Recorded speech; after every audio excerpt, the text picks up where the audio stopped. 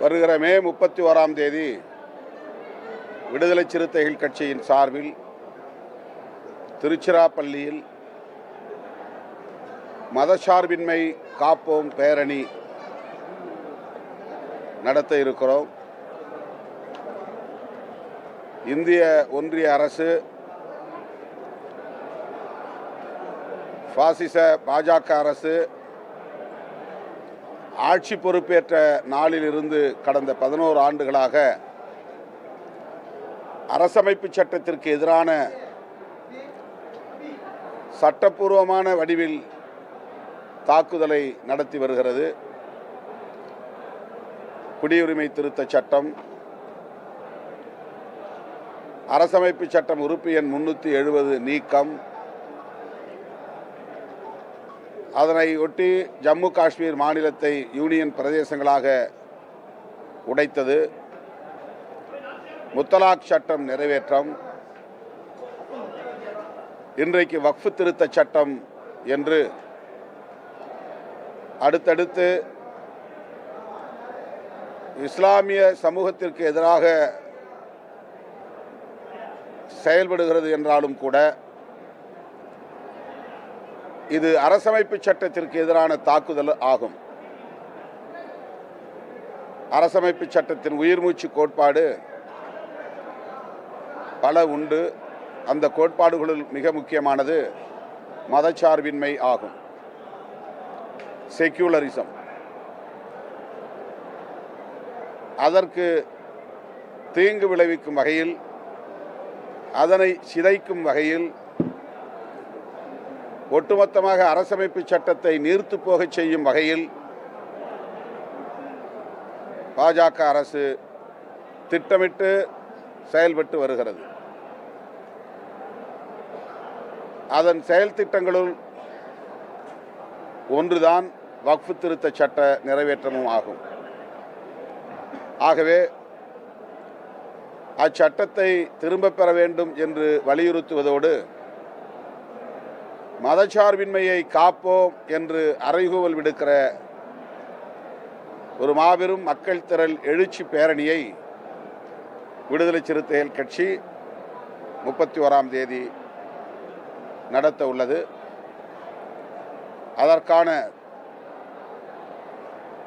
தயாரிப்பு வேலைகளை செய்யும் பொருட்டு முன்னணி பொறுப்பாளர்களை ஊக்கப்படுத்தும் வகையில் மண்டல வாரியாக கலந்தாய்வு கூட்டங்களை நடத்தி வருகிறோம். இன்றைக்கு டெல்டா மாவட்டங்களின் முன்னணி பொறுப்பாளர்களுக்கான கலந்தாய்வு கூட்டம் திருச்சிராப்பள்ளியிலே நடைபெறுகிறது. இன்று மாலை விழுப்புரம் மாவட்டத்தில் விழுப்புரம் மண்டல பொறுப்பாளர்கள் கலந்தாய்வு கூட்டம் நடைபெற உள்ளது. விடுதலை சிறுத்தைகள் மட்டுமின்றி ஜனநாயகத்தின் மீது நம்பிக்கையுள்ள, மதச்சார்பின்மையின் மீது நம்பிக்கையுள்ள அனைத்து தரப்பு ஜனநாயக சக்திகளும் இந்த மக்கள் திரள் எழுச்சி பேரணியில் பங்கேற்க வேண்டும் என்று அழைப்பு விடுக்கிறேன். அண்மையில் வடகாடு பகுதியில் ஆதி திராவிட சமூகத்தினரின் குடியிருப்புக்குள்ளே புகுந்து சாதி வெறியர்கள் தாக்குதல் நடத்தினார்கள். அதை கண்டிக்கிற வகையில் விடுதலை சிறுத்தைகள் புதுக்கோட்டை மாவட்டத்தின் சார்பிலே 13ஆம் தேதி ஆர்ப்பாட்டம் நடத்துவதாக அறிவித்தார்கள். ஆனால் காவல்துறை அந்த ஆர்ப்பாட்டத்திற்கு அனுமதி மறுத்துவிட்டது.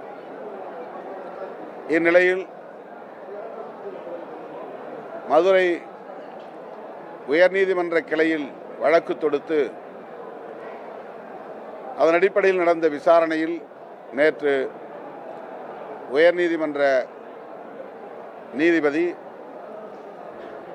ஆர்ப்பாட்டம் நடத்துவதற்கு அனுமதி வழங்கும்படி காவல்துறைக்கு ஆணையிட்டிருக்கிறார். வருகிற 19ஆம் தேதி மாலை 4 மணி அளவில் புதுக்கோட்டை நகரத்தில் விடுதலை சிறுத்தைகள் கட்சியின் ஆர்ப்பாட்டம் நடைபெறும். வடகாடு கிராமத்தில் ஆதி திராவிடர்கள் பயன்படுத்தி வருகிற, வழிபட்டு வருகிற அடைக்கலம் காத்த ஐயனார் திருக்கோயிலை திறந்துவிட வேண்டும். அதனை மூடி வைத்திருக்கிறார்கள். அத்துடன் அதனை ஒட்டி ஆதிராவிட மக்களின் புழக்கத்தில் உள்ள 1 ஏக்கர் பரப்பளவு உள்ள நிலத்தையும் அவர்கள் பயன்படுத்துவதற்கு அனுமதிக்க வேண்டும் என்கிற கோரிக்கைகளை வலியுறுத்தி இந்த ஆர்ப்பாட்டம் எனது தலைமையில் நடைபெற உள்ளது.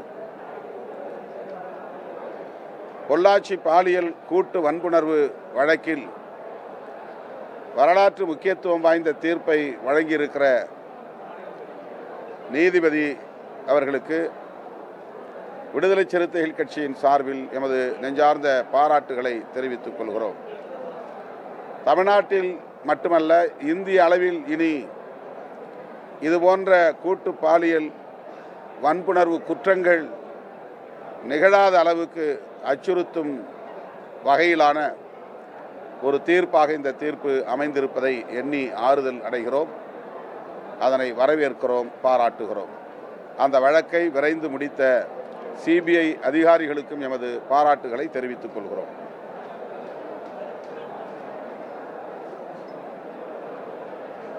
எதுவும் கொஸ்டின்ஸ், கேள்விகள்?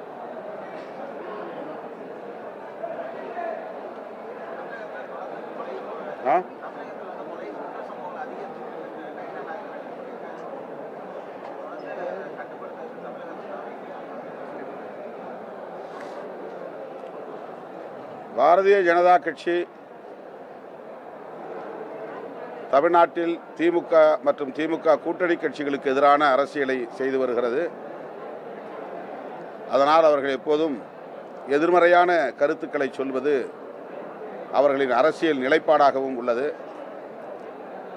சட்டம் ஒழுங்கு பாதிக்கப்பட்டிருக்கிறது, கொலை கொள்ளை அதிகரித்திருக்கிறது என்று சொன்னால் அவற்றை கண்டிக்கிற வகையிலே அவர்கள் போராட்ட நடவடிக்கைகளில் ஈடுபடலாம். வாய் புளித்ததோ மாங்காய் புளித்ததோ என்கிற வகையிலே வெறுமன குற்றச்சாட்டுகளை மட்டும் சொல்லிவிட்டு போனால் போதாது. இன்றைக்கு வடகாடு சாதி வெறியாட்டத்தை பற்றி அவர்கள் எதுவும் பேசவில்லை. சட்டம் ஒழுங்கு பாதிக்கப்பட்டிருக்கிறது என்றால் இதுபோன்ற சாதிய வன்கொடுமைகளையும் கண்டித்தவர்கள் மக்களை திரட்டி ஆர்ப்பாட்டம் நடத்த வேண்டும். அதுதான் அரசியல் நேர்மையாக இருக்க முடியும்.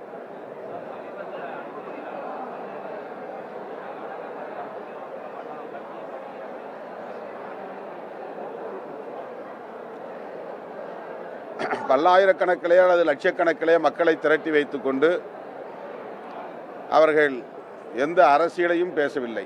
கருத்தியல் சார்ந்த எந்த உரையும் அமையவில்லை. உணர்ச்சிகளை தூண்டும் வகையில் சில கருத்துக்களை பேசினார்களே தவிர சமூக நீதியை பற்றியோ மக்கள் நலன்கள் குறித்த செயல் திட்டங்கள் பற்றியோ பேசாமல் விடுதலை சிறுத்தைகளை சீண்டும் வகையில் பேசியது